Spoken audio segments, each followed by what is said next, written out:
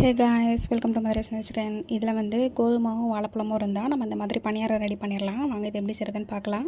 இதுக்கு நம்ம தேவையான அளவுக்கு கோதுமை மாவு, 2 செவ்வாழைப்பழம், தேங்காய் வந்து பொடி பொடியாக கட் பண்ணி நெய்யில் வறுத்து சேர்த்துருக்கோம். கொஞ்சோண்டு சோடாப்பூ, அப்புறம் மண்டவெல்லம், அப்புறம் லைட்டாக உப்பு, இதை சேர்த்து நல்லா மிக்ஸ் பண்ணிவிட்டு நம்ம ஒரு 10லேருந்து 15 நிமிஷம் இதை வந்து ஊற வச்சுக்கணும்.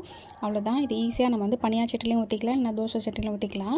இப்போ இதை பனியார சட்டியில் நம்ம வேணுன்ற அளவுக்கு நெய்யை ஆட் பண்ணி அதில் தேவையான அளவுக்கு மாவு கொஞ்சம் கொஞ்சமாக ஆட் பண்ணி இதை ஃபுல்லாக வச்சுக்கணும். இது ஒரு 2 மினிட்ஸ் வந்து வெந்துடும். வெந்ததுக்கப்புறம் நம்ம இதை திருப்பி போட்டு எடுத்துக்கலாம். இது வந்து குழந்தைங்களுக்கு ஈவினிங் ஸ்நாக்ஸாக வந்து நம்ம செஞ்சு கொடுக்கலாம். ஸ்கூல் போய்ட்டு வர குழந்தைங்களுக்கு உடனே செஞ்சு கொடுக்குறதுக்கு இந்த மாதிரி கண்டிப்பாக ட்ரை பண்ணி பாருங்கள். அவ்வளோதான். 2 பக்கமும் வெந்ததும் நம்ம இதை பரிமாறிடுறோம். அவ்வளோதான். இந்த வீடியோ உங்களுக்கு பிடிச்சிருந்துச்சுன்னா மறக்காமல் லைக் பண்ணுங்கள், ஷேர் பண்ணுங்கள், கமெண்ட் பண்ணுங்கள், சப்ஸ்கிரைப் பண்ணுங்கள். வாழைப்பழ பணியாரம் ரெடி ஆகிடுச்சு.